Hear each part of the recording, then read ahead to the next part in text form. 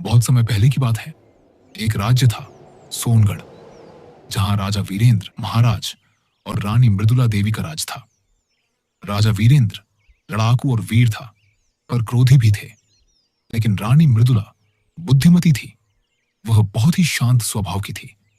राजा हर युद्ध जीतता, लेकिन एक चीज थी जो उसे कभी समझ नहीं आई, प्रेम और धैर्य। जबकि रानी कहती, राज करने से पहले खुद पर राज करना सीखो, तभी सच्चा सम्राट कहलाओगे। ऐसे ही कई दिन बीत गए।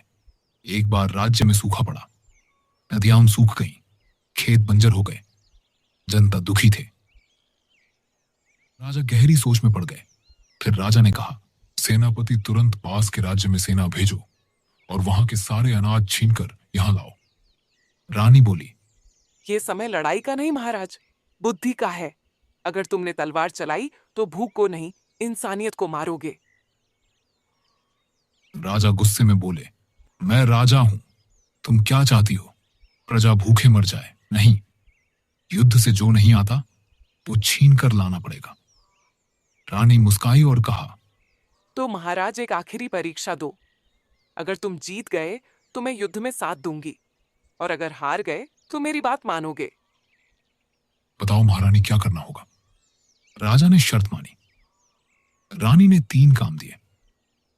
पहला, राज्य की सबसे बुजुर्ग महिला को पूछो, उसने अपने जीवन में सबसे बड़ी लड़ाई क्या लड़ी।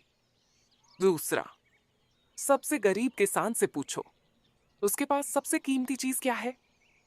तीसरा, अपने ही राज्य के बच्चों से पूछो, राजा कैसा होना चाहिए। राजा ने अपने रथ निकाले और चले गए नगर की ओर।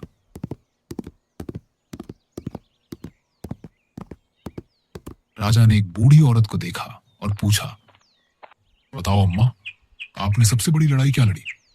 उसे बूढ़ी औरत ने कहा, बेटा खोया, घर उजड़ा, लेकिन सबसे बड़ी लड़ाई मैंने खुद से लड़ी, हार मान लेने की। लेकिन मैं हार कभी नहीं मानी। ये थी मेरी सबसे बड़ी लड़ाई। परिस्थिति जैसा भी हो, हमें जीना पड़ता है। फिर राजा यह सुनकर आगे चला गया। थोड़ी दूर आगे जाने के बाद उसने एक किसान को दिखा और उसे कहा, तुम्हारे पास सबसे कीमती चीज क्या है? किसान ने कहा, मेरे पास सिर्फ बीज है।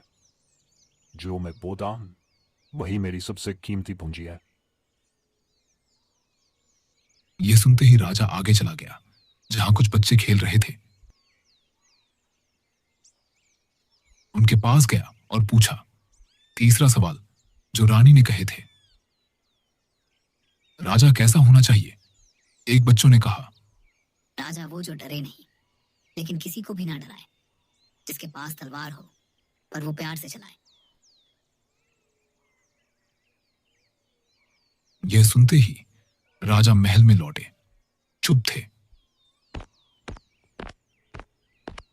कुछ बदला बदला सा लग रहे थे। रानी ने पूछा, क्या युद्ध चाहोगे अब भी? राजा ने उसकी आंखों में देखा और कहा, नहीं, अब मैं खुद को जीतना चाहता हूं। राजा ने युद्ध नहीं किया। पड़ोसी राज्य से मित्रता की, व्यापार खोला और सूखे में बचे अनाज का न्यायपूर्वक वितरण किया। सोनगढ़ फिर से हरा भरा हो गया। रानी बोली, अब तुम सच में राजा कहलाने के लायक हो। सीख, सच्चा राजा वो नहीं जो तलवार चला सके, बल्कि वो है जो अपने क्रोध और लालच को भी झुका सके।